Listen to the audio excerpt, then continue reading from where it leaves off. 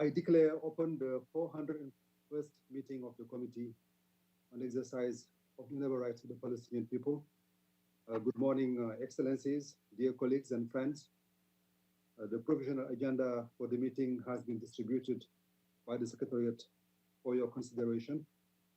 If I hear no objection, the agenda is adopted. It is so decided. Before we proceed with the agenda, allow me, on behalf of the committee, to congratulate His Excellency Mr. T.S. Tirumurti as the new permanent representative of India, and His Excellency Mr. Kais Kaptani as the representative of Tunisia, United Nations, who have recently assumed their roles in New York. I would also like to welcome to the new secretary of the committee, Mr. Patrice Chitowa, from the Division for Palestinian Rights. May I now please request my colleagues to mute their microphones when they are not speaking. Excellencies, at the outset, I would like to put today's meeting in its rightful context. We are now at a point where there are attempts being made by Israel, the occupying power, to settle the question of Palestine unilaterally through initiatives which risk closing the doors on the two-state solution. Even as I speak now, Israel's new coalition government has neither withdrawn nor repudiated its prime minister's pledge to annex areas of the West Bank. We, as the international community, must do more than stand by. To quote the Secretary General, if implemented, annexation would constitute a most serious violation of international law, grievously harm the prospect of the two-state solution, and undercut the possibilities of a renewal of negotiations, unquote. Excellencies, dear colleagues, it is therefore clear that besides being illegal, annexation would irrevocably alter the nature of Israeli-Palestinian relations, put in jeopardy the prospects for a negotiated two-state solution, and that would see also the emergence of a specter of anger, radicalization, and violence, and do irreparable damage to the security and economic well-being of both Palestinian and Israeli societies. Annexation would set a negative precedent, normalizing impunity and severely undermining the credibility of the United Nations. We are seeing unprecedented international and regional opposition from governments, civil society, and prominent personalities such as the elders, the High Commissioner for Human Rights, who urged Israel to quote, listen to its own former senior officials and generals, as well as to the multitude of voices around the world, warning it not to proceed along this dangerous path, unquote. We must speak with one voice and act together.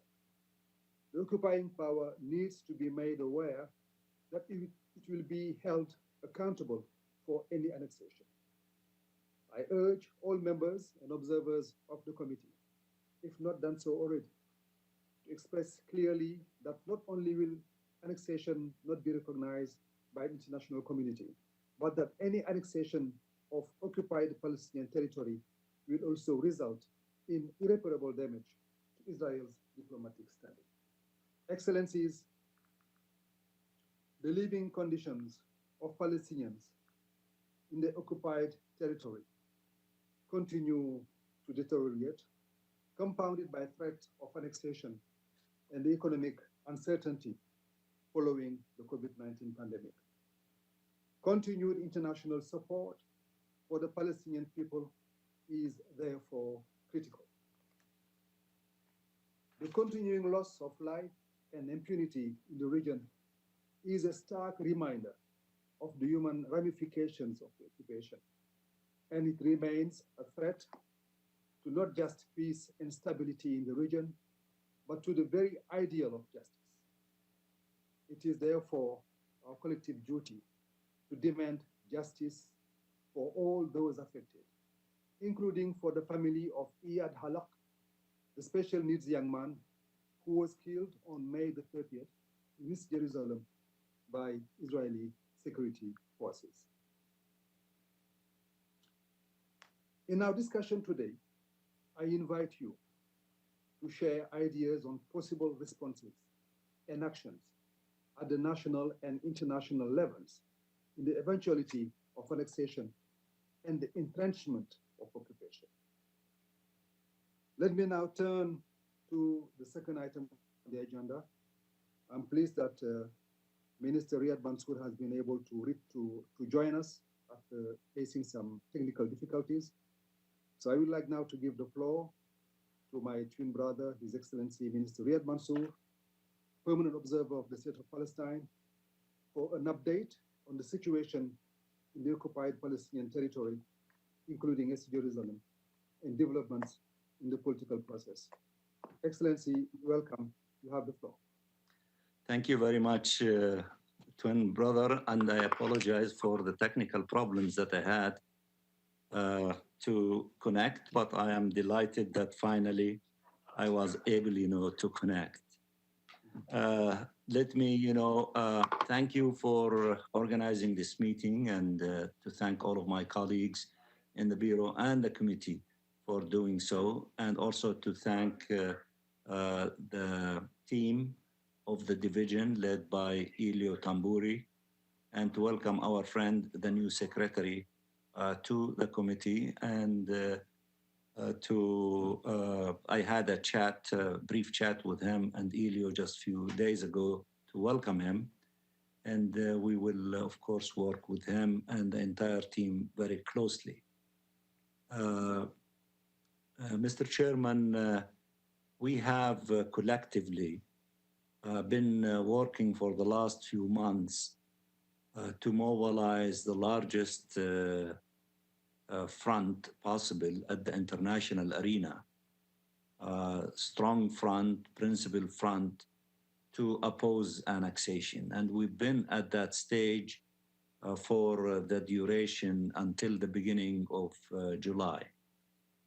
And in that front, we were able to mobilize, the efforts of the committee, and the committee organized more than one event, including the very important event with our Prime Minister, in which he dwelled on the subject of annexation and the coronavirus efforts by the government of the State of Palestine in combating it and protecting our people under the very difficult conditions of living under foreign occupation.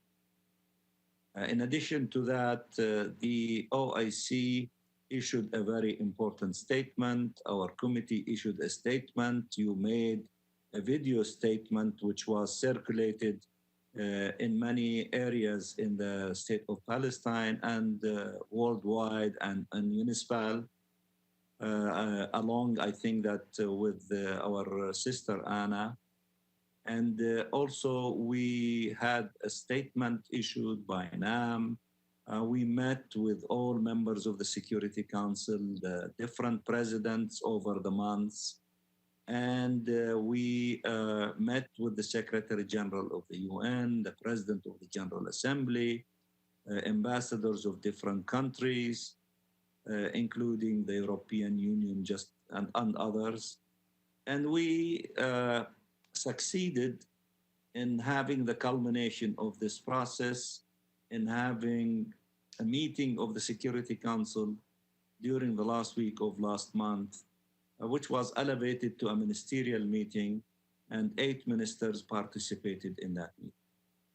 Of course, the message was loud and clear, telling the occupying power, do not take this unilateral, illegal step of embarking on annexation. Annexation is illegal.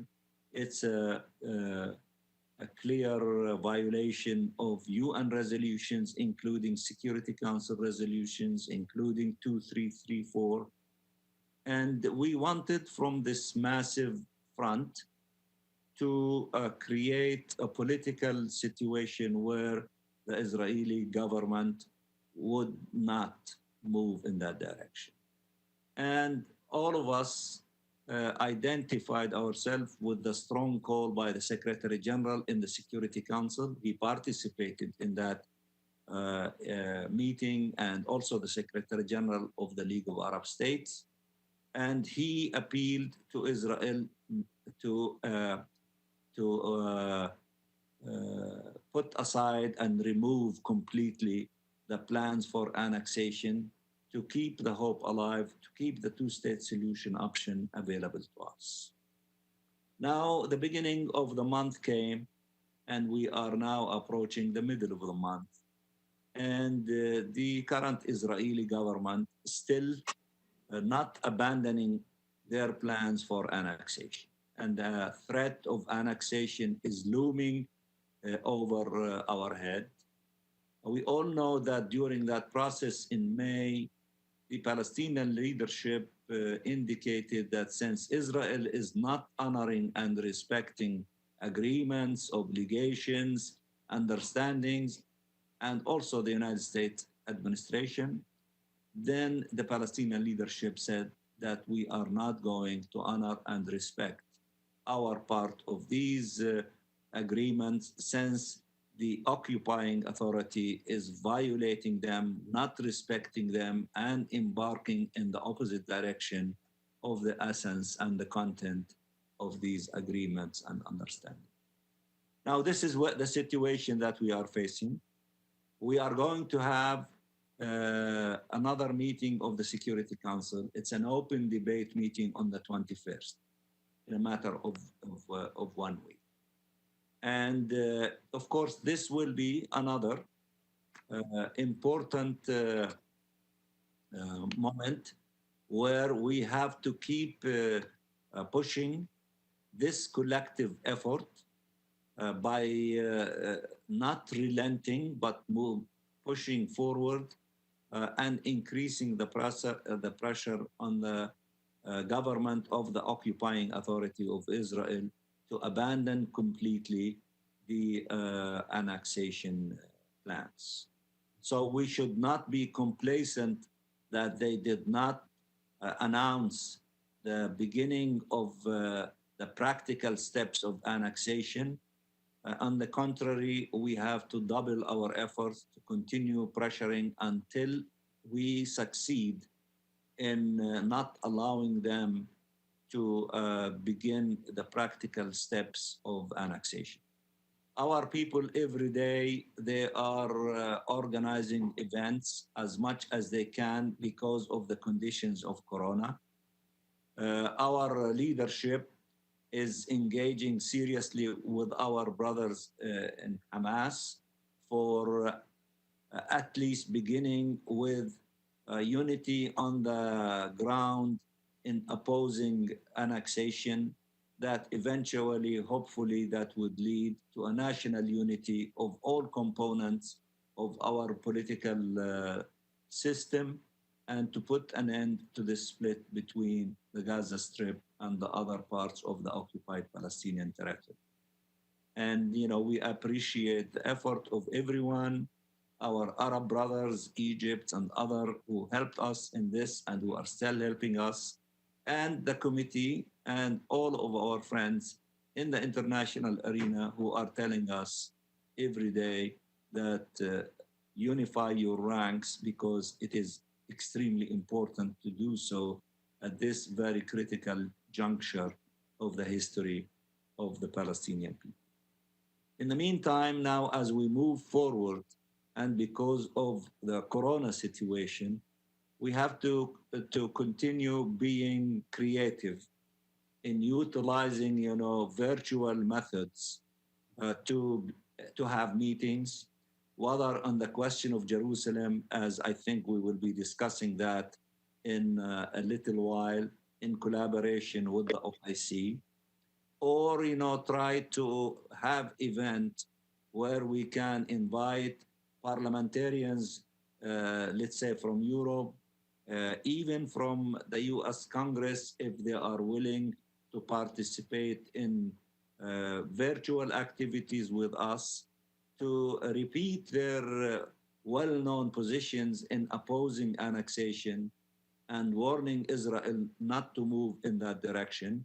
I think that that would be extremely important, to begin, engaging on that level. I know that when we go to the retreat, we will dwell on all these issues at length. And I think that also that we should engage civil society organizations in the United States on the time of Black Lives Matter and combating, discrimination, which is similar to Palestinian Life Matters under occupation, and also to give them a platform through virtual activities to express their position, which is opposing, annexation, so that we can expand the base from beyond, what we are doing at the UN and at the level of government, to move at the level of parliamentarians, to move at the level of civil society organizations, as we also did moving on the level of women organizations when Palestinian well-known figures issued a statement to combat annexation. Israeli peace women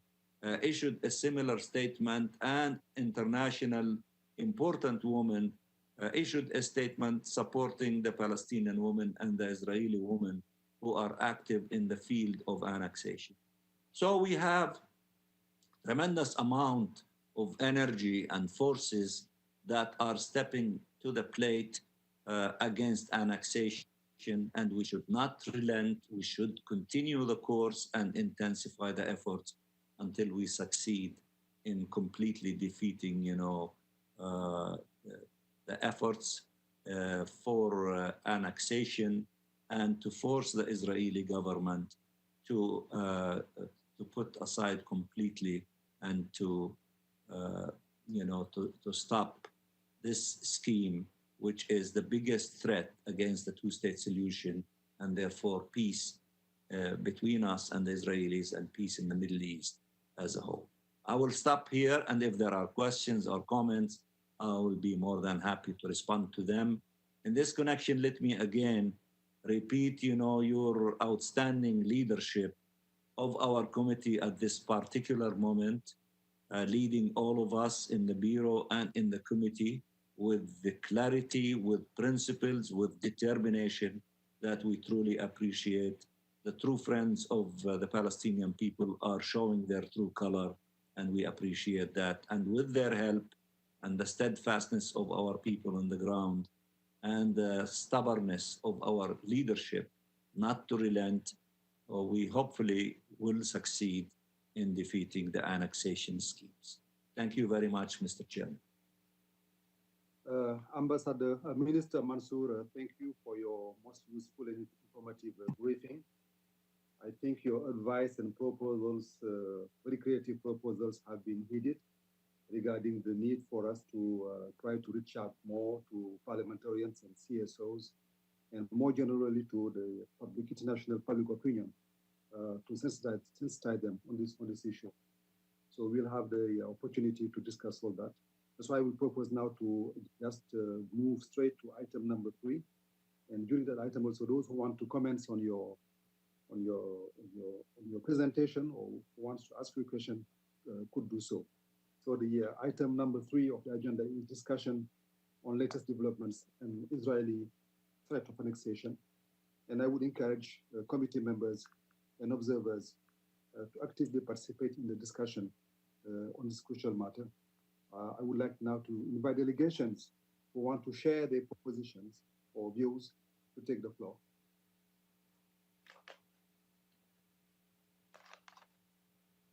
Or if you have questions to raise, please do so.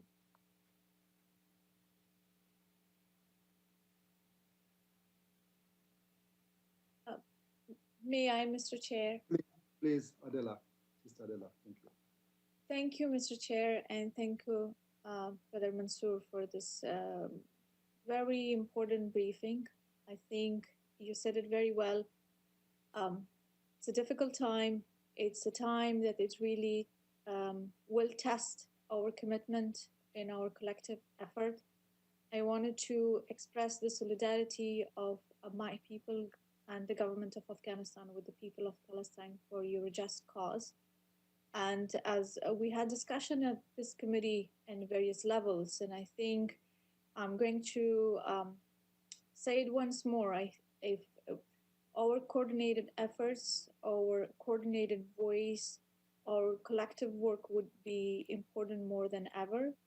And as a representative of my government, I wanted to express that Afghanistan is ready and would be willing, and in terms of the advocacy or any other platform you see that we could help in terms of bringing this issue to a greater focus, we will be more than happy to do so. And it's truly a time that the work from across the region, from across the continent, it has to be more stronger, if it is from the Middle East or if it is from our region, Asia, South Asia. I think we do have to step in, and in my capacity being at the committee as the vice chair and as a rapporteur right now as well, we are ready. Afghanistan is ready, and we'll be more than happy if there is any further creative way that we could work. We'll be much more grateful to contribute and support. But I just wanted to express once again the solidarity of the people of Afghanistan and the government of Afghanistan with the people of Palestinian and for their just cause. Thank you, Mr. Chair. Thank you, Ambassador Raz, dear sister. Thank you very much. Is there anyone else who want to take the floor? Yes, Mr. Chair. Okay, please, Sure. Ada Ali. Thank you. Thank you very much, Mr. Chair. I want to thank our dear brother Mansour for the excellent overview that is provided. It's very rich, and I think it definitely highlights the need for us to remain more and more engaged. Let me start at the onset by saying that the delegation of Sierra Leone reiterate our continued support for the establishment of a Palestinian state existing side by side in peace with the state of Israel within the recognized 1967 borders with East Jerusalem as its capital, consistent with relevant UN resolutions and international law. And the government of Sierra Leone remains committed to a peace agenda for the Middle East that will safeguard Palestine's sovereignty, territorial integrity, and guarantee its economic viability. As you know, we have seen this specter of annexation on the horizon. And I have to say that I was very pleased right from the outset to see that the African Union rejected the overall US peace plan that has given Israel the brazen attitude to pursue the policy of annexation. The position of the African Union reflects the collective position of Africa. And as you know, Africa has always been full solidarity with Palestine, and that is not going to change. In terms of the overall situation right now, I believe that more than ever before, the committee should leverage the momentum that we're getting out of this international condemnation of the specter of annexation to get the General Assembly to revitalize effort to move the whole peace process forward. And I really think that by engaging the wider civil society in this effort, just picking up from my brother Mansour's point, it's very, very important in the sense that we need global solidarity. We need to build that solidarity from the ground up.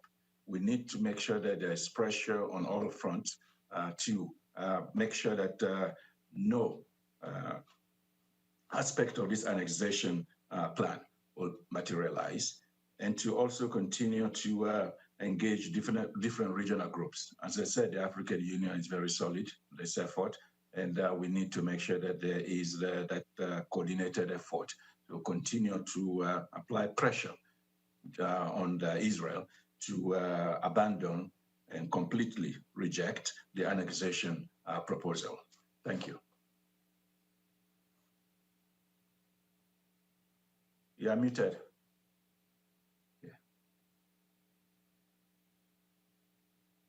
Thank Brother Ali for his statement, not only for expressing very clearly the position of his country about this issue, but also conveying also the position of the African Union, of Africa on this very important issue. I think the wider the support, the better. And I really would like to thank you, like I thank also my sister Delaraz for also strongly expressing the position of her country, and also for her role also in really helping us attain the objective of this committee. So I give the floor now to the DPR of Jordan, Subdi Al-Ormash. You have the floor. Thank you, Excellency.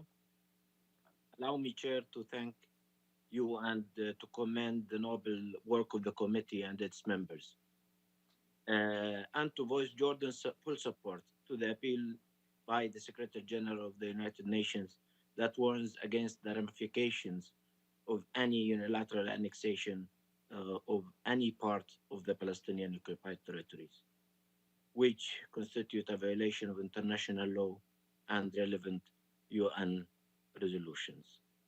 Today, our collective and joint effort and the struggle of the Palestinian people to accomplish the rightful aspirations of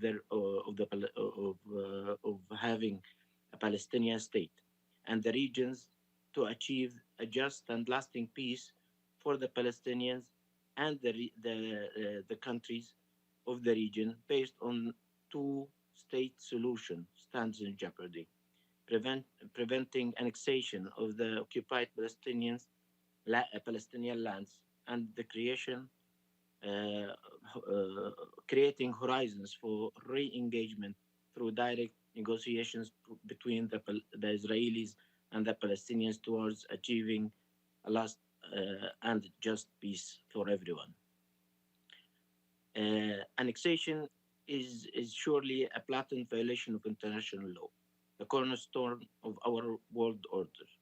Unilateral steps is a clear violation of international law that is embodied in the international resolutions, and it violates the foundation of the United Nations as an organization. International community cannot turn a blind eye to unilateral Israeli measures, such as the threat of annexation of Palestinian lands, the building and expansion of illegal settlements of Palestinian occupied lands, and encroachment on the holy sites in Jerusalem that aim at imposing new realities on the ground. Jordan condemns such measures as a violation of international law and provocative actions that will push the area towards more conflicts and tensions. I reaffirm Jordan's support to the establishment of the independent state of Palestine on the territories of June 4th, 1967, with East Jerusalem as its capital, living in peace side by side with Israel on the basis of two-state solution that fulfills the legitimate right of the Palestinian people in accordance with international law. This is the only path to a comprehensive and lasting peace in our region. Jordan will continue to work with all of you to achieve the just and lasting peace on the basis of international law and the two-state solution. This just peace is the right of all people in the Middle East and is the key for regional stability and global security. Thank you, Excellency. Thank you very much, Mr. Omush, for reaffirming the traditional support of Jordan, which has been unrelenting.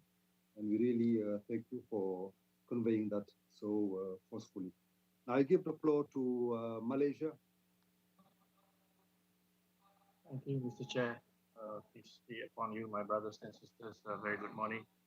At the outset, I would like to thank you, Mr. Chair, for convening this meeting. Similarly, I would also like to thank Ambassador Riyad Mansour for the updates on the worrying situation on the ground. annexation, Malaysia will continue to strongly condemn and reject the illegal and unilateral action by Israel.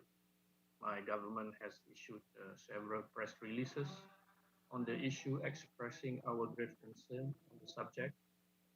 Our Deputy Foreign Minister was also present and reiterated Malaysia's position at the virtual Ministerial Executive Committee meeting on 10 June.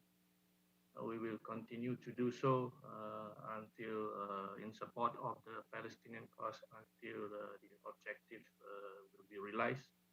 I do agree that we will continue. We have to continue to reach out to everyone at every level. I hear what Ambassador Riyad Mansour mentioned, and on the open debate, we will also do this. And finally, in summary, basically, you can be reassured of our strong support to you on this matter. Thank you, Mr. Chair. My dear brother, Ambassador Said Mohammed Asrin Adid, thank you very much for your statement, and which really reflects the high level of engagement of your country to the question of Palestine. Some month ago, the committee made a visit to your country, and there was an important event organized there, and we still remember very well the involvement of your government and the Prime Minister then, who really was very engaged in defending the positions we are also defending in the committee. So thank you very much for that support, and we really appreciate everything Malaysia has done so far, and still count on you. Are there any delegation wishing to take the floor or wanting to ask questions? Yes, Brother Sheikh. Yes. Yes, my brother Idris, you have the floor. Thank you very much, dear brother Chairman, Brother Sheikh. And thanks as well to dear brother Minister Riyad Mansour and our dear colleagues, members of the committee. And I would like to thank for convening this meeting and welcome the efforts exerted by the committee to support the inalienable rights of the Palestinian people. Mr. Chairman, Egypt has continued to support the rights of the Palestinian people and the implementation of a just, comprehensive, and permanent settlement of the Palestinian question.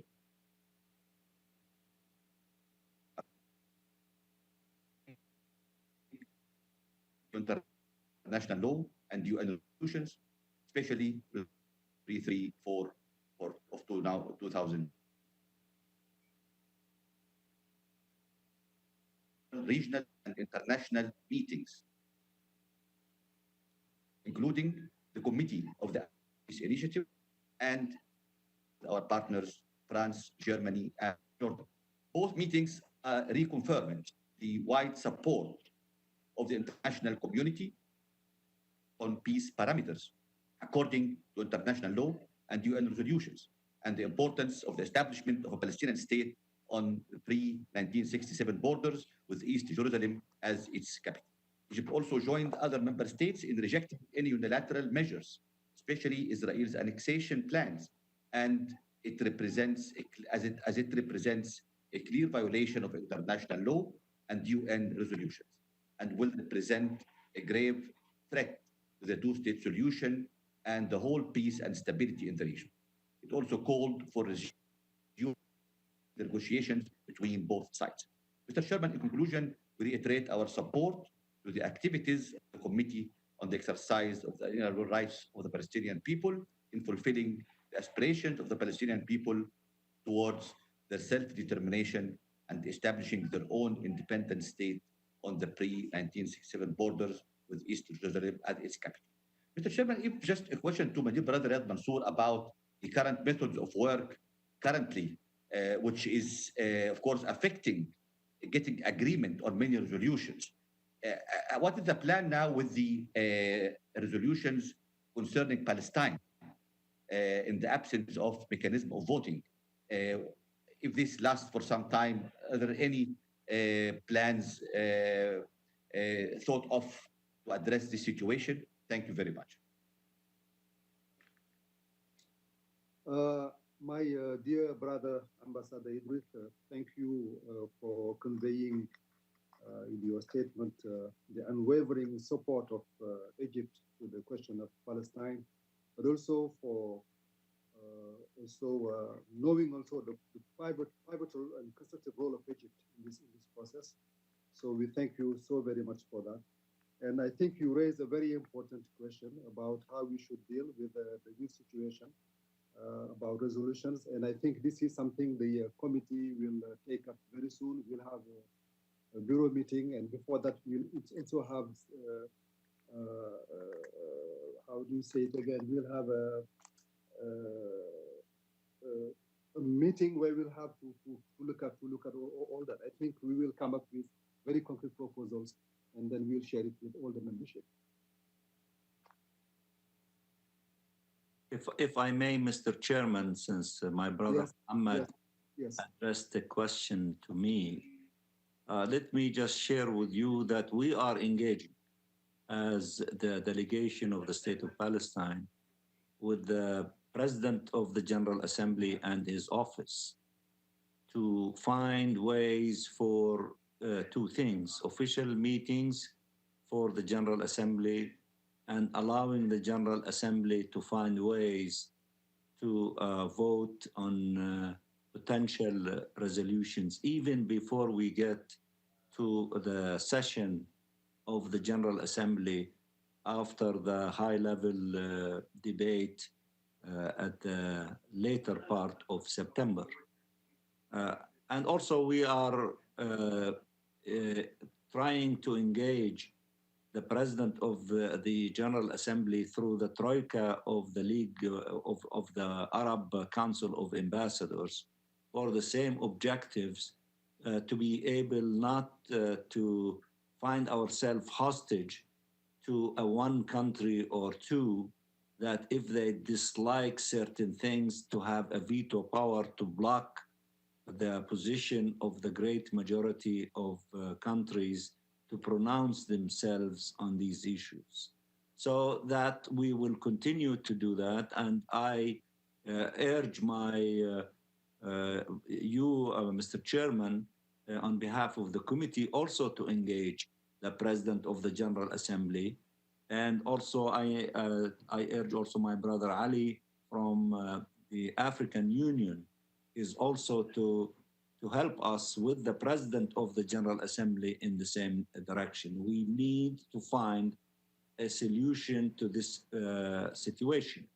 I know that by the end of this month, the Secretary General and the President of the General Assembly will announce to us how we will conduct our work as of the beginning of August. And if we intensify our efforts with all of them, and I know that we are having a meeting with the SG on Thursday, we have to raise these issues.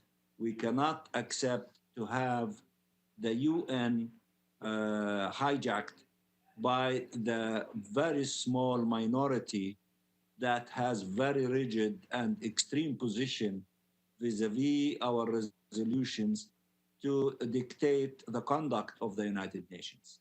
I know that there are no solutions yet, but the more that we keep pushing, the more we will succeed in finding a pathway and some exceptions, particularly on issues where there are no consensus. And therefore, to be able to find ways to such situation would be extremely important. Thank you, Mr. Chairman. Thank you, Minister Mansour, for your explanations. Is there anyone who wants to say something? Yes, Mr. Chairman, Cuba. Yes, Anna? Is it Amal? Anna. Okay. Anna. Thank you, Mr. Chairman. I thank Minister Mansour for the information provided on the situation on the ground, and also all the action and initiative that the Palestinians are taking in order to end the annexation. I don't have to explain very much the Cuban solidarity with Palestinians, because it goes back to 1945.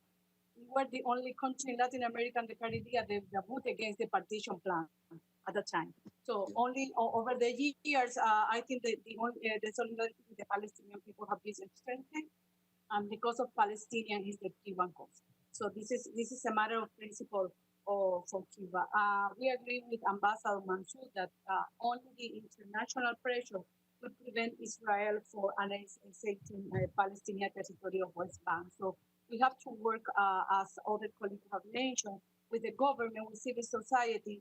We know that in Congress, there is some congressmen and women that are against this annexation plan of Israel. So we have to take advantage of this, of the U.S. Congress, and to try to work with these people also. So we cannot exclude anybody. I think that we have to try to work together and using our capacity, not only the members of the Bureau. I think we have to outreach all those members of the UN that have position against this annexation plan and try to mobilize the international community against the Israel plan of annexation. And I think that all the avenue, we have to explore of the avenue. We don't have to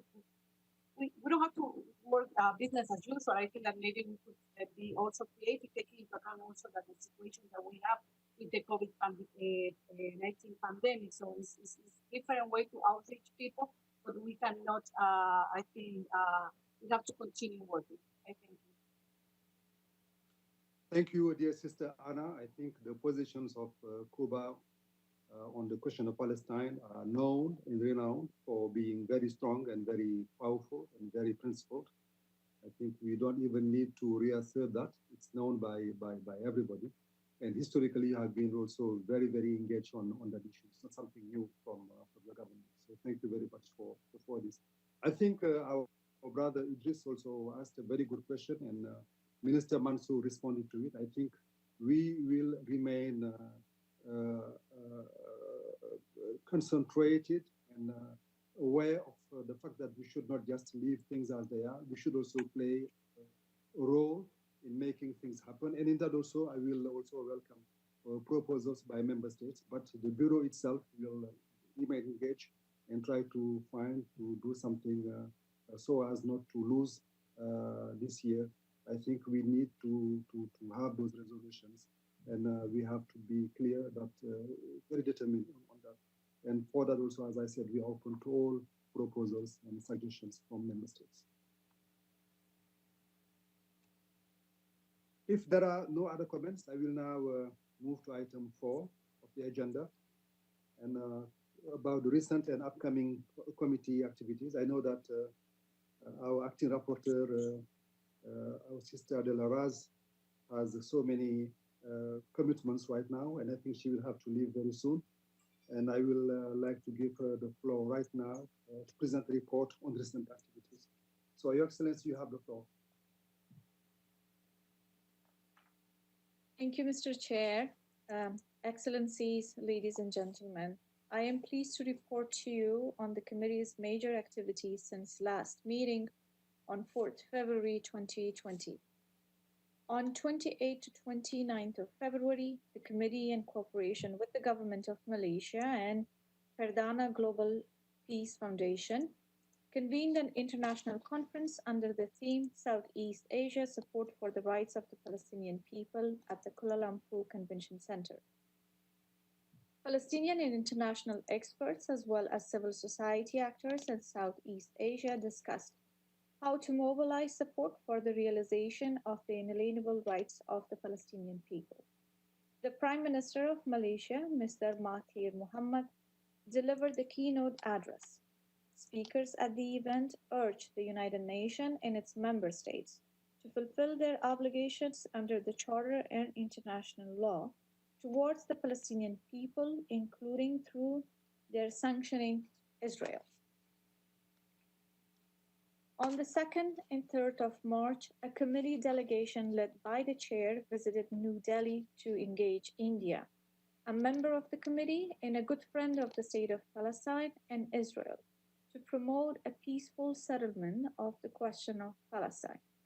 The delegation, which included His Excellency Mr. Syed Muhammad Hasbin Aidid, Permanent Representative of Malaysia, His Excellency Mr. Muhammad K. Kuba, Deputy Permanent Representative of Indonesia, and His Excellency Mr. Majid Bamia, Ambassador Designate of the State of Palestine to the European Union, met with His Excellency Mr. Say Jaishankar, the Minister of External Affairs, and other officials of the ministry and leaders of the ruling Bharatiya Janata Party. The delegation held two interactions with former diplomats and military officers, concluding the visit with a press conference and a reception for diplomatic community based in New Delhi. All interlocutors showed great interest in the work of the committee and in the briefing by Ambassador Bamia on the U.S. peace proposal. Several local and regional newspaper articles about the visit served to raise awareness about the question of Palestine.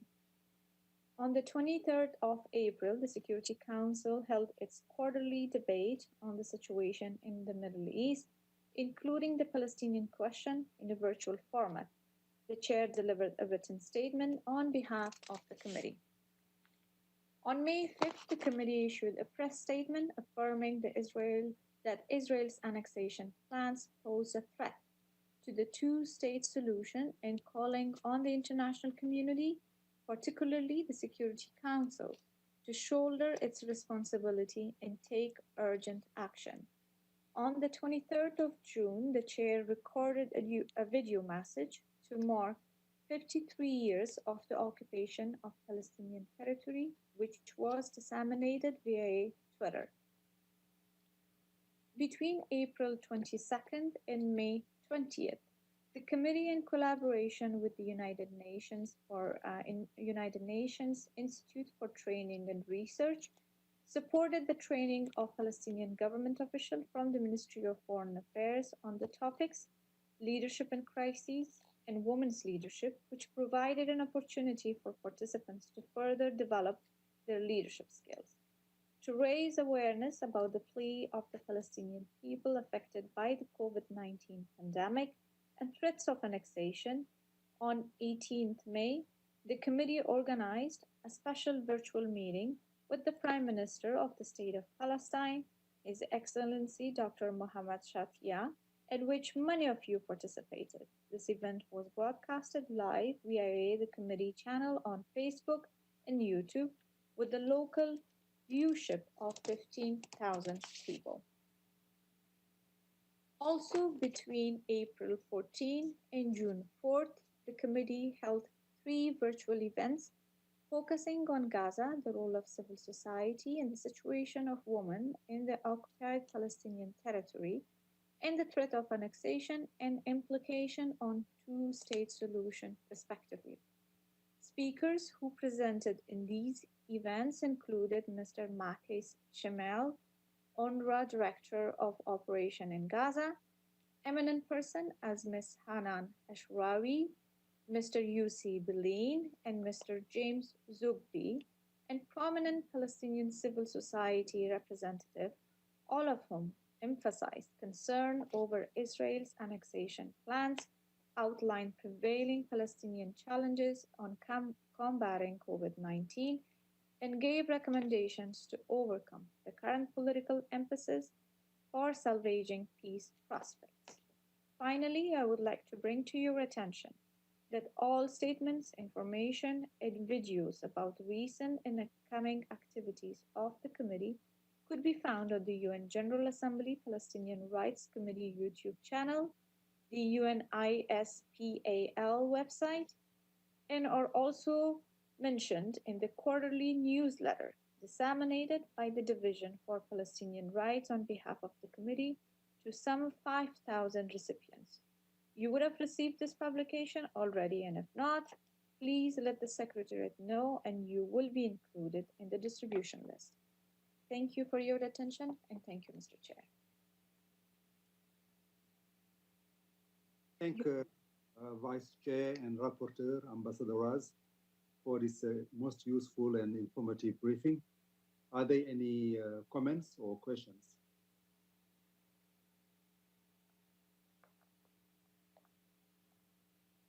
I see none. I think the presentation was so clear.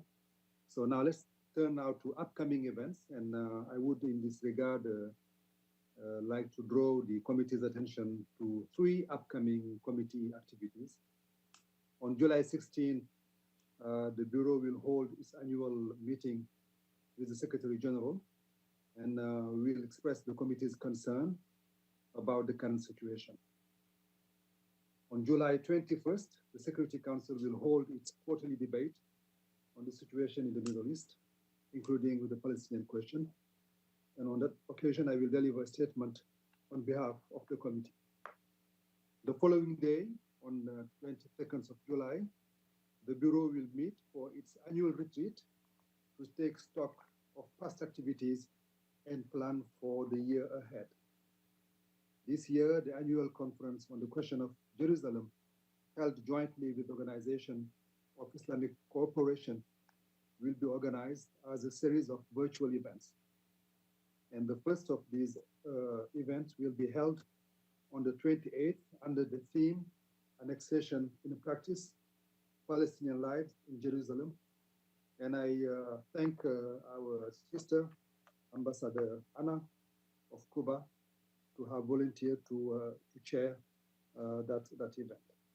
The concept note of this event has been shared by the Division for Palestinian Rights with you ahead of this meeting. I would like to request the committee to approve this concept note. If you have any comments on the note, you are requested to virtually raise your hand. If there are no further comments, the note is deemed as approved. I thank you. I would like to add that information on the subsequent events in this series. I would like to add that information on the subsequent events in this series will be shared in due course. Now we can move to item number 5. But before moving to item number 5, I had a message I couldn't see early to refer that message to you. It was a message from our brother Nevi from Namibia, the PR of Namibia, who was compelled to leave because he has other obligations. And he sent a message, which, if you allow me, I'm going to read for you. And the message says this: Namibia remains deeply concerned about the continued denial of inalienable rights of self-determination and full independence of the Palestinian people. Our support to the struggle is unwavering, and we urge for stronger international solidarity and pressure to bring final resolution and peaceful settlement for the two states of Palestine and Israel to live side by side harmoniously and for peace and development to be consolidated in the entire region. I thank you for your understanding. Let's now move to item number 5, which is updates by members and observers of the committee on the activities relating to the question of Palestine. I would like to invite delegations who want to share any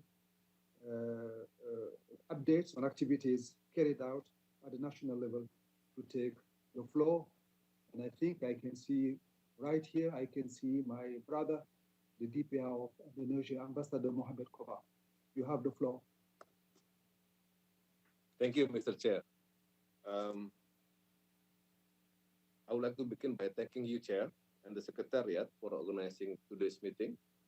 And I would like to join others in showing support to Palestine and reiterate that Indonesia is a staunch supporter of the Palestine cause and always has been and will be. During the UNRWA pledging conference on the 23rd of June 2020, Indonesia pledged its increased contribution to Palestine as well as to UNRWA.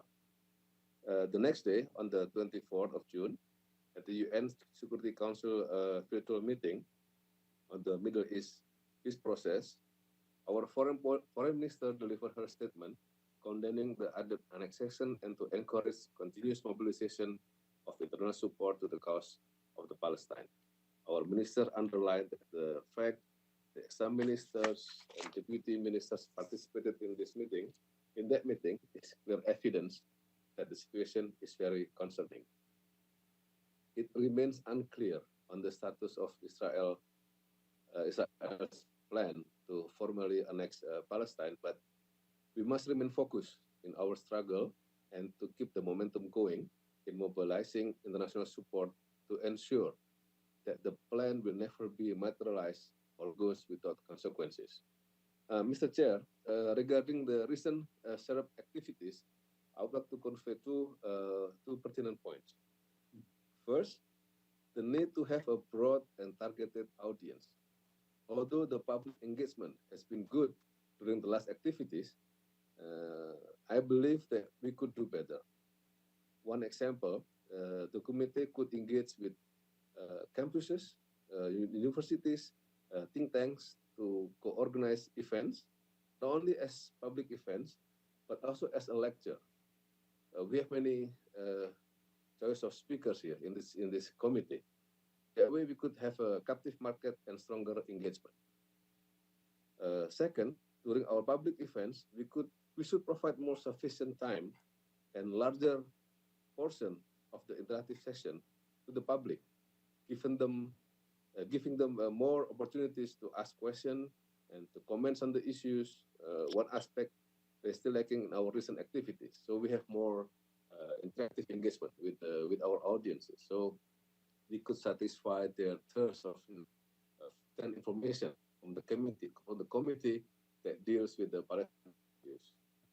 I would suggest that the question and answer section should directly receive comments or questions from the audience instead of having questions from member of the Bureau. Thank you, Mr. Chair. My dear brother, Ambassador Koba, thank you for your statement, and thank you also for the very innovative proposals you made on the way we should interact with the publics we are meeting. I think those are very important ones, and I think the committee has taken note, and probably we will try to reflect those ideas when we engage with our partners and friends in our next meetings and outreach activities. Now I can give the floor to my brother Holisa Mobongo, the DPR of South Africa, my long-standing friend. You have the floor. Thank you, Mr. Chairman, and thank you again for this meeting. And we would also like to thank Ambassador Mansour for his earlier briefing. Under this agenda item, we just wanted to announce that on 30th June, the South African government issued a statement condemning any unilateral actions by Israel. And in that statement, we pronounced our view that annexation would be illegal under international law, that it would negate the idea of a two-state solution, and it would lead to a creation of a Bantustan. We therefore also announced that we continue to stand firmly with the people of Palestine in their fight for freedom and independence. And we are pleased to note that the majority of member states of the UN and countries of the world stand firmly opposed to this idea of annexation. South Africa stands ready, therefore, to work with this committee and with others in advocacy and other outreach activities. We have noted some of the ideas that have been presented to this committee, including just now by my friend, the DPR of Indonesia, and we support all such activities. And we look forward to working with other members of the committee. I thank you very much.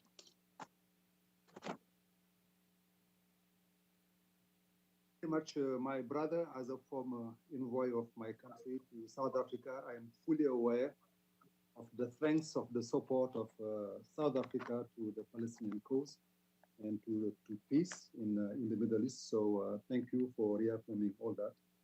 I thank you for your statement, my dear brother. I don't see any other delegation wishing to take the floor. And if yeah, President. Yeah. We would like to. I put my request in the chat. Oh, okay, you have the floor, my dear sister. Sorry about that. Mm-hmm. Yes. On the activities carried out by Cuba, I want to inform the committee that last month and also in this month, our President Miguel Díaz-Canel and also the Minister of Foreign Affairs strongly condemned the annexation plan of the West Bank occupied territories and recognized that attained by the occupying power is a threat to the future of the Palestinian state after long years of negotiation in open violation of international law. They also reaffirmed the only possible solution is a Palestinian state with its its pre-1967 border with East Jerusalem as its capital. The Ministry of Foreign Affairs in his statement also recognized that only international pressure could prevent Israel from annexing Palestinian territory in West Bank. On March 30th, on the occasion of the Palestinian Land Day, the Cuban Association of the United Nations issued a statement in support of the cause of the Palestinian people. The association expressed its concern over the situation in Gaza due to the COVID-19 pandemic, which poses a threat to the life of these 2 million Palestinians who survive in appalling sanitary conditions. Also, the Institute of Friendship with the People has organized activities in support of the Palestinian cause. And as usual, we are going to participate in the debate of the Security Council on this issue. Thank you, dear Sister Anna, for this detailed presentation of what Cuba has done about the question of Palestine in your country. So once again, congratulations. Is there any other delegation who want to take the floor under this item? I see none. So before moving, I would like also to mention that thanks to the engagement of the Division for Palestinian Rights. Chair? Yes? Could I take the floor on item 5? Ah, yes. Okay, Ambassador, you have the floor. I couldn't see you. You have the floor. Thank you. There's something wrong with my laptop.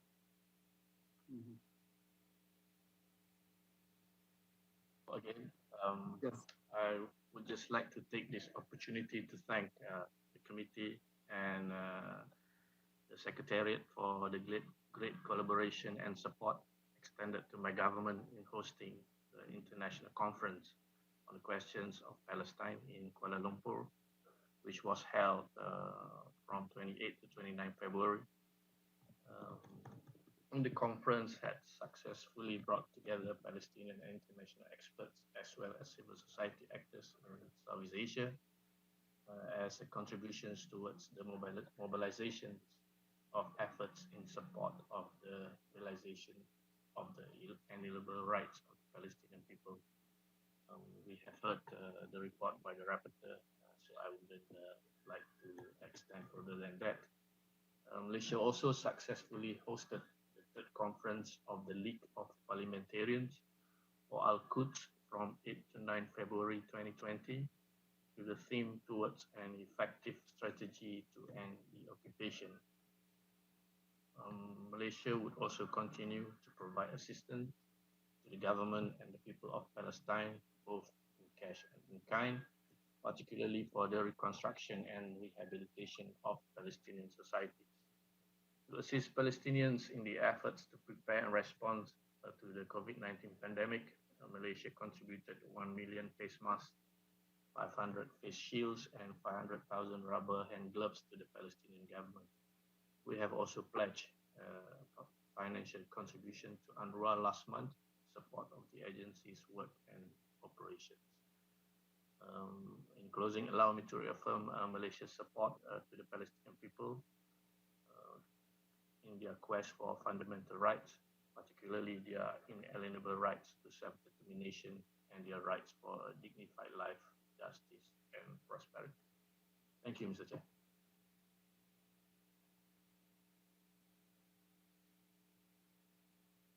You're muted, Mr. Chair. Thank you, Said, dear brother, for this presentation and for reaffirming your principled positions on the question of Palestine, also for the very concrete contribution you've made towards Palestine in this very difficult time of COVID, and also for your continued support of UNRWA, both financially and in material terms. So I thank you very much for that. Do you have any other delegation want to take the floor? Just before closing on this, I just want to say that the COVID-19 has exerted a lot of constraints on all of us, and it has led us to try the virtual route. And on that, I would say that the Division for Palestinian Rights has done a very, very good job. in helping us reach the public. I think it was, in a way, a blessing in disguise, even if it is a harm for all of us to face this pandemic. And if you remember, during just to mention one event, during the event we organized with the Prime Minister of Palestine, we were able to reach 15,000 viewers, which is really, really something big.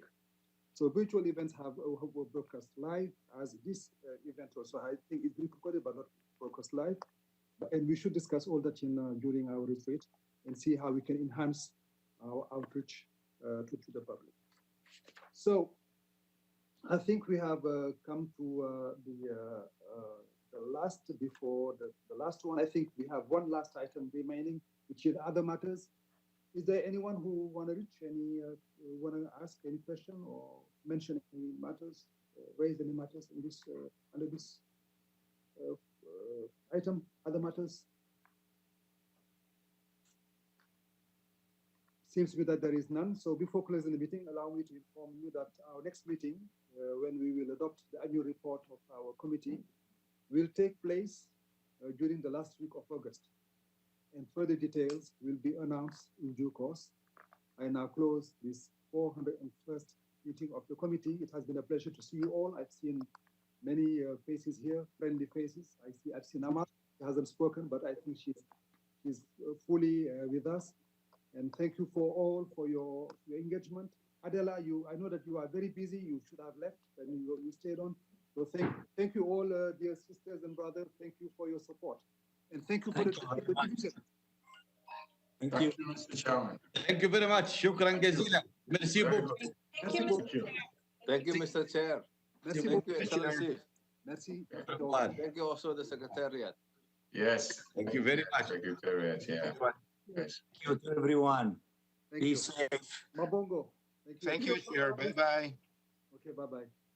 Bye, Twin.